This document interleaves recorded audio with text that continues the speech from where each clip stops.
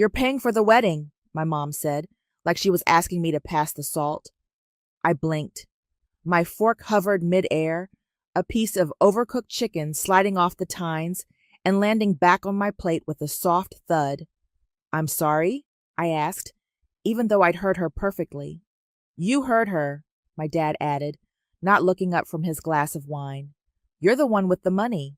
Ellis chuckled from across the table, thumbs flying over his phone. Yeah, Raquel, you make like 6 figures, right? It's not a big deal. I looked at each of them. My mother, in her Sunday pearls, hair sprayed into a helmet, smiling like this was a normal conversation. My father, half listening, already mentally back in his recliner. And Ellis, my golden boy baby brother, still in his hoodie, not even pretending to be present. My name's Raquel, I said, mostly to myself. I'm 32, single, and apparently the family ATM. Nobody laughed. Clara, Mom, leaned forward, elbows on the table like we were negotiating a car deal. It's not like we're asking you to pay for everything, she said, tapping her manicured nails on the table. Just the essentials. The venue, the catering, the photographer, the dress, the DJ, the flowers, That's everything, I said. Well, Harmony has a vision, she snapped, and Ellis deserves a special day. Harmony wants a champagne wall and a live harpist, I said, trying to keep my voice steady. That's not a wedding. That's a music video. Ellis shrugged. She's got taste. You wouldn't get it. I clenched my jaw. How much are we talking? Clara smiled like she'd won something. 48,000. I laughed. Not a real laugh. The kind that slips out when your mind is trying to protect itself from a stroke. You're serious? Of course we are, Patrick said. You don't have a husband or kids. You've got nothing tying you down. What's the point of all that money if not to help your family? There it was. The line. The one they always used when they wanted something.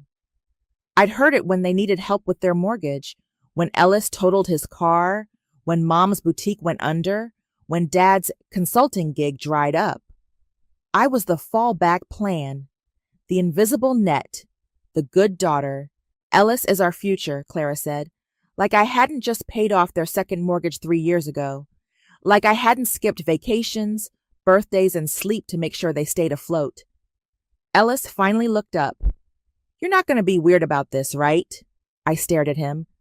At the man-child who still lived in the guest house, who hadn't held a job longer than a year, who once asked me to Venmo him money for emotional labor. No, I said, smiling. I'll take care of it. Clara beamed. I knew you'd do the right thing. Ellis went back to his phone. Patrick poured himself more wine.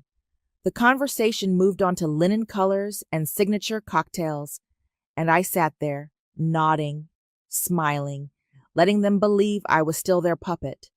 But in my mind, they'd just signed their eviction notice. 5 years ago, my parents were broke. Not just cutting back on dinners out. Broke, I mean foreclosure notices, collection calls, and my mom crying in the laundry room broke. Raquel, we're going to lose the house, she'd said over the phone, her voice cracking like she was the victim of some natural disaster and not 2 decades of bad spending habits. We just need a little help. I was 27, working 70-hour weeks at a cybersecurity firm, eating ramen in a studio apartment while sending them money every month. I didn't even ask how much they owed. I just said, let me look into it. That's how I ended up owning their house. It was my lawyer friend Sierra who made it happen. She sat across from me at a diner, sipping a Diet Coke, flipping through the paperwork. They're signing it over to you, she said. That's the only way this works. You buy it outright, pay off the bank, and lease it back to them for $1 a year. You sure you want to do this? They'll be on the street if I don't. Sierra raised an eyebrow. You're saving them. Again. Just make sure you keep the deed somewhere safe. I did. I kept everything. Emails, signatures, payment receipts. I even had the check image from the down payment I made to the bank. They called it a temporary solution, Tax benefits, they said. Just a formality. And once the paperwork was filed, they forgot, like I'd never saved them at all. Last week I called Sierra. I need the deed, I said, and the lease agreement. Something happened? I paused. Let's just say I'm done being generous. She didn't ask questions. She never did. That's why I trusted her. We met at her office. She handed me a manila envelope thick with documents. Everything's clean, she said. You're the sole owner. No liens, no disputes. They signed it all willingly. Good. Are you selling it? I nodded. She stared at me for a second, then leaned back in her chair. I've waited 10 years to see you put yourself first. I'll get you a referral. On the drive home, I called Cameron James, a real estate agent Sierra had recommended. Discreet, fast, no drama. He picked up on the second ring. This is Cameron. Hi, I have a property I'd like to sell. Quietly. Address? I gave it. He whistled. That neighborhood's hot. You'll get offers fast if the paperwork's clean. It is. Okay, I'll run comps and send you a listing draft by tomorrow. You want to do showings or just go straight to cash buyers? Cash, no showings. You got it. I hung up and stared at the dashboard. My hands were shaking, just a little. Not from nerves, from relief. 2 days later, Cameron called. I've got a buyer, he said. Full cash offer. Wants to close in 3 weeks. I didn't hesitate. Accept it? You sure? They'll be out by then. He paused. You want me to handle the notice? No, I said. I'll let the paperwork do the talking. After I hung up, I pulled the envelope out of my bag and laid it on the kitchen table. The deed sat on top, my name in bold black letters. They'd forgotten who saved them, but I hadn't. And now they were going to remember. Raquel, babe, you have to try this cake, Harmony said, waving a fork in my face like it was a magic wand. It's passion fruit with champagne buttercream. So chic, right? I smiled politely and took the tiniest bite. It was fine, sweet and expensive, like everything else on the tasting table. Harmony clapped her hands. Ugh, I knew you'd get it. You have such elevated taste. I told Ellis, I was like, Raquel's gonna make this wedding next level. Across the table, her bridesmaids nodded like backup singers, all of them in matching blush jumpsuits, sipping mimosas like their lives depended on it. I glanced at the planner's clipboard. The tally was already pushing 60 grand. Custom floral arch, drone videography, imported linens, a horse-drawn carriage, just for the entrance. Ellis is so lucky to have you, one of the bridesmaids said, leaning toward Harmony. Harmony tossed her hair.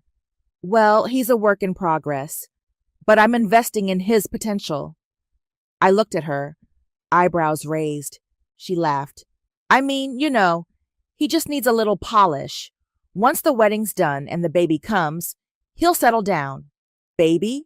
I asked. Oh, not yet, she said quickly. But eventually. I mean, what else is there, right? The bridesmaids giggled. I took another sip of flat champagne. After the tasting, we walked through the venue, a converted vineyard with chandeliers in the trees and a koi pond shaped like a heart. Harmony was already talking about signature cocktails named after their future children. Ellis showed up halfway through, late and sunburned, wearing board shorts and flip-flops. Yo, he said, fist-bumping the planner. This place is sick. Harmony rolled her eyes. Did you bring the guest list? He pulled out a crumpled piece of paper from his pocket. It's mostly my boys. You can just copy-paste from my birthday party. I watched them bicker over whether DJ Rays could play until 2 a.m. without a noise permit. No one asked my opinion. No one even looked at me unless it was to confirm I was still paying. Afterward, I sat in my car with the AC blasting, scrolling through my camera roll. I'd taken photos of the planner's invoice, the cake contract, the deposit slip. I texted them to Sierra. She replied almost instantly. Got them. This is a gold mine. Then, you sure you want to go through with this? I stared at the screen for a long time before typing back. They think I'm a bank. I'm done being their investment. That night, I wrote the check. $48,000. I sealed it in an envelope and dropped it off at the planner's office the next morning. She smiled so wide, I thought her face might crack. You're such a blessing to your family, she said. I nodded. She had no idea. No one did. The champagne wall was taller than me. Real bottles, too, not props. Each one tucked into a gold-rimmed shelf like a trophy. Guests were already lining up, giggling as they pulled them down and posed for selfies in front of the floral monogram. Smile, Raquel, Harmony chirped, dragging me into a photo with her and 3 of her bridesmaids. I smiled. The camera flashed. She didn't wait to see if I liked the picture. The ceremony had been exactly what I expected. Dramatic, overdone, and about as heartfelt as a perfume commercial. Ellis cried, though. That part surprised me. Not sure if it was from love or the realization that Harmony had officially become his new boss. Now we were deep into the reception. Golden drapes, floating candles, a jazz trio playing a slowed-down version of No Scrubs. I stood near the bar, watching it all like someone watching a movie they didn't audition for. My parents were glowing. Clara was in a floor-length navy gown, holding court near the sweetheart table, bragging about the family's generosity. Patrick was telling anyone who'd listen that Ellis was on the verge of a big career move, whatever that meant. Ellis passed by me on his way to the dance floor, giving me a lazy fist bump. Thanks again, sis, he said. You really came through. Of course, I said. He was gone before I finished the sentence. Harmony found me again near the end of dinner. She had a flute of rosé in one hand and a smear of lipstick on her teeth. You know, she said, leaning in like we were best friends, we've got to find someone for you. You're too pretty to be single forever. I'm good, thanks. No, seriously, you're not getting any younger, she said, laughing like it was a joke. I mean, you've got the money, the brains. Now you just need the ring. I looked at her, then down at my empty glass. I'll keep that in mind. She patted my arm like I was a sad aunt at a family reunion. You'll find someone. Don't give up. I walked away before I said something I'd regret. Outside, the air was cool and smelled like eucalyptus and smoke. Someone lit sparklers. A drone buzzed overhead, capturing the magic. I pulled out my phone. One new email. Subject, funds received, property sale complete. I opened it. The wire transfer had gone through. The buyer officially took possession on Monday. I stared at the screen for a few seconds, then slipped the phone back into my clutch. Inside, Ellis and Harmony were slow dancing under a canopy of fairy lights. I raised a glass of untouched champagne toward them and whispered, "To liberation." Then I smiled. Not for the photos. For me. My phone started ringing at 7:12 a.m. on Tuesday. I let it go to voicemail. It rang again. Then again. Then a text. Mom? Call me right now. Something's wrong with the mail. We got some kind of notice? I got up, made coffee, and sat on the couch with my laptop. Another text came through. Mom. It says we have 30 days to vacate the house. What the hell is going on? Then a call from Dad. Decline. Then Ellis. I finally picked up Clara's 4th call. Raquel, thank God, she said, voice shrill and cracking. We just got this letter saying we're being evicted. It has your name on it. Is this some kind of mistake? No, I said calmly. Silence. What do you mean, no? I sold the house. A beat. Then, you what? I sold it. The new owner takes possession next month. You can't do that. This is our house. We've lived here for 20 years. No, I said. I've owned it for 5. You signed it over. Remember? Tax purposes? That was different. That was temporary. No, it wasn't. You didn't even tell us. I didn't need to. Patrick's voice cut in from the background. You're out of your mind. You think you can just throw us into the street? You asked for help. I gave it. You forgot that part. You're punishing us because you're bitter, Clara hissed, because you can't stand to see Ellis happy. I almost laughed. This isn't about Ellis. It's about boundaries. You heartless little... I hung up. The next call came from Ellis. Ellis. Yo, is this a joke? I didn't answer. Ellis. Seriously? You're kicking Mom and Dad out? Ellis. After everything they've done for you? Ellis. You're messed up. I blocked his number. Then I turned off my phone and took my coffee out to the balcony. The sun was just coming up, casting gold over the rooftops. I breathed, not deeply, not dramatically, just normally, for the first time in a long time. That afternoon, I checked my DMs. There was one from River. River. Hey, I heard about the wedding. Saw a few pics. You looked different, lighter. Hope you're good. I stared at the message for a while. Then I typed back, I am. And for once, it was true. By Friday, the fallout was in full swing. I was in line at the dry cleaner when Sierra called. Turn on the local news, she said. Channel 7. I pulled it up on my phone. There, in front of a city hall, was my mother, sobbing into a tissue, makeup streaked, surrounded by reporters. They blindsided us, she cried. My daughter, my own daughter, sold our home out from under us. We're being thrown out like trash. The reporter nodded solemnly. And you had no idea? None, Clara sniffled. She didn't even tell us, after everything we've done for her. Behind her, Patrick stood stiffly, arms crossed, eyes darting between the cameras. He looked like he wanted to disappear. I turned the volume down and paid for my clothes. By the time I got back to my apartment, the story was on 3 gossip blogs and a Reddit thread titled, Rich Daughter Evicts, Parents After Brother's Wedding. The comments were split. Half were calling me a monster. The other half were practically building me a statue. Then Harmony posted a video to her story. I just want stability, she said, eyes wide and glassy. I can't raise a family in chaos. I didn't sign up for this. She was sitting in a car, lip gloss perfect, holding a Starbucks cup like it was a lifeline. I watched it twice. Then I checked Ellis's socials. Nothing. Until a screenshot landed in my inbox from someone anonymous. Porn Chi subject. You might want to see this.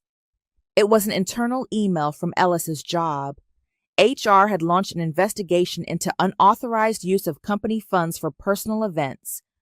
Apparently, he'd put some of the wedding expenses on a company card.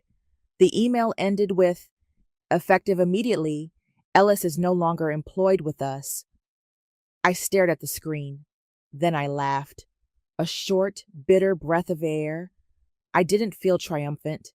I felt still, like the noise had finally stopped. That night, I met River for coffee. He was already at the cafe, sitting outside with his hands wrapped around a mug. You look different, he said when I sat down. Yeah? Peaceful. I stirred my drink.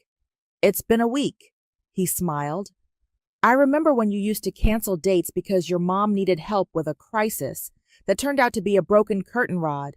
I rolled my eyes. Don't remind me. You were always the fixer. Not anymore. He nodded. I can see that. We sat in silence for a while, watching people walk by. A couple laughed across the street. A kid dropped his ice cream. I'm proud of you, River said. I looked at him. Not for what you did, for finally choosing yourself. I didn't say anything, but I didn't disagree. I was brushing my teeth when the buzzer rang. It was almost midnight. I checked the screen. Ellis. I stared at the monitor for a second, toothbrush still in my mouth, foam dripping down my chin. He buzzed again, I pressed the intercom. What do you want? Please, he said, voice cracking. Just let me up. I hesitated, then hit the button. A minute later, he was at my door, swaying slightly, eyes red. He smelled like whiskey and regret. Can I come in? He asked. I stepped aside. He dropped onto my couch like his legs gave out. His hoodie was stained, and he looked like he hadn't slept in days. Harmony left, he said. I sat across from him, silent. She said I wasn't stable enough. Said she needed someone who could provide. She took her stuff this morning. He laughed, dry and hollow. She even took the blender. I waited. Mom and Dad are living in some church friend's basement. It's got one bathroom and no heat. They keep asking me what the plan is. He looked up at me, eyes full of something that might have been shame. I don't have a plan, Raquel. That's not my problem. He flinched. You really hate me that much? I shook my head. I don't hate you, Ellis. I just finally see you. He rubbed his face. I messed up, okay? I get it. I was dumb. I took advantage. You didn't take advantage, I said. You were handed everything. You were taught that I'd always be there to clean up your mess. He looked at the floor. I stopped being your sister, I said, the day you became my leech. He didn't respond. We sat in silence for a long time. Finally, he asked, So that's it? I stood. You need help, the kind I can't give you. He looked up at me, eyes glassy. I'm not your safety net anymore, I said. You'll have to figure it out. He nodded slowly, then got up and walked to the door. He paused. I'm sorry. I didn't answer.